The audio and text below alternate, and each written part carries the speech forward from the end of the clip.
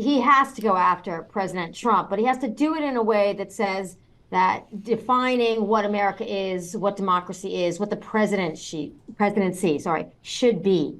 That's what he's got to do. We can't go super personal. That's inappropriate for the State of the Union. He has to present a vision of what his presidency will be, and then during the campaign, reinforce what the vision is of what the Trump presidency will be. And his opportunity tonight is to do that unfiltered. And it's the last opportunity he'll have before November to do that without any filter. If you were writing, they came to Wendy Schiller and they said, Professor, can you give us, this is how stupid this is, Paul. Professor Schiller, could you try to give us 2 sentences for the president's speech? What would those sentences be? What do you want America to be? What do you want this country to stand for? And are you willing to work together to make it happen? That's what he's got to do. He's got to channel FDR. He's got to channel, obviously JFK. That's hard to do, John F. Kennedy. But he's got to channel even Bill Clinton and Barack Obama. The spirit has to be, do you want what we view to be the ugliness right now? Or do you want to turn the page and, rebuild what we have as a country? And that's something he's got to set as a lofty goal and basically say, I'm the guy to do it, and the other guy's not the guy to do it. Wendy, Tom and I and all the other folks that have the Bloomberg terminal in front of them, we see the economic data, and the economic data in this country is pretty darn good. But that message is not resonating with the public. What do you think the president and the administration need to do to kind of change the rhetoric to say, you know what, this economy is pretty darn good? And in fact, this administration's been a big part of why it is pretty good. I think the Biden administration made a pretty significant flaw in their selling of their legislative program, the Inflation Reduction Act, infrastructure.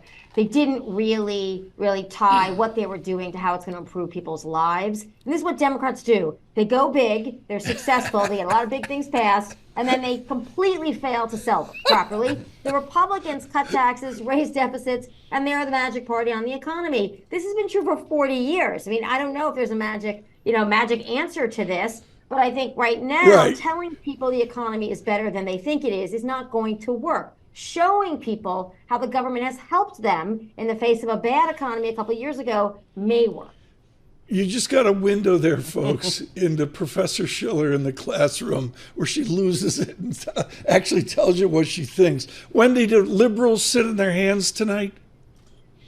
I think everybody, whether it's young people that we're dealing with in college campuses or disillusioned people in their 50s or 60s with the Democratic Party, have to understand that this is moving from a referendum, a popularity contest, to an actual choice about what you want to see over the next 4 years. And so liberals who are really panicking have to understand, they have to think about what the realities of a Trump presidency will be for their policy that they want to see passed and what Biden could bring. And so I think that's the problem. And the more discord that is out there in the Democratic Party, the stronger Donald Trump becomes. They've done a great job of containing him. Oh, come on. He looks pretty good now, right? People forgot what he was like before, and they're like, okay, he'll be better than Biden. Wendy, go back to Blaine from Maine. In Grover Cleveland Alexander in the 1890s, the Democratic Party was a mess. And it's always been a mess all through my youth. And granted, there was the peaceful years of the Clinton-Obama thing and all that. But isn't the Democratic Party supposed to be one big scream fest until, 12 hours before the election? Well, the problem for the Democrat Party is that the Republicans can do that, and then they all come together in kumbaya and they vote for their person, and Democrats get mad and stay home. And so that is the big risk for the Biden camp this year. This speech isn't about saving the campaign in one night. This speech is reminding the base of the Democratic Party about the alternatives that will face them in November. That's what this speech is. And if Biden can be energetic, avoid too many gaffes, then maybe he can start to bring people back into the fold. Wendy, will there be presidential debates this cycle? Paul, so far, I have thinking to myself, yes, because so far Trump will look more energetic and more vital in a debate vis-a-vis Biden than he would have looked against Nikki Haley or Ron DeSantis. So I think the choice set is different for Trump, but that's always a risk for the camp, right? Does he, show up as good Trump or a bad Trump? And they can't control that on the debate stage. Wendy, have you ever been in a smoke-filled room?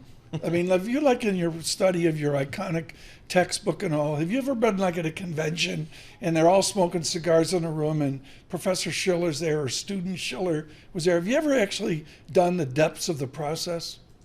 I have not done that. The closest I came was working in alternative Democratic Party politics in Chicago in the 1980s, which, came close to that kind of environment, but not quite.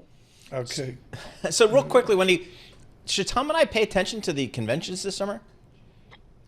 Yes, because I think that, remember Donald Trump's speech in 2016? Right. He'll do a very similar speech this year, similar issues, right? Especially crime and the border. Right. And that's an Achilles heel for Biden, right? Right. 4 years later, 8 years later, Right. things don't seem to be better. That's going to be what the speech is. For the Democrats, I still think there's a possibility of change in the ticket. We don't know for sure, but Right. I'm not sure how smoothly that convention goes. Wendy, I spent time with the Secretary of Commerce this week at the Council on Foreign Relations. How's Governor Raimondo of Rhode Island doing in the Biden administration?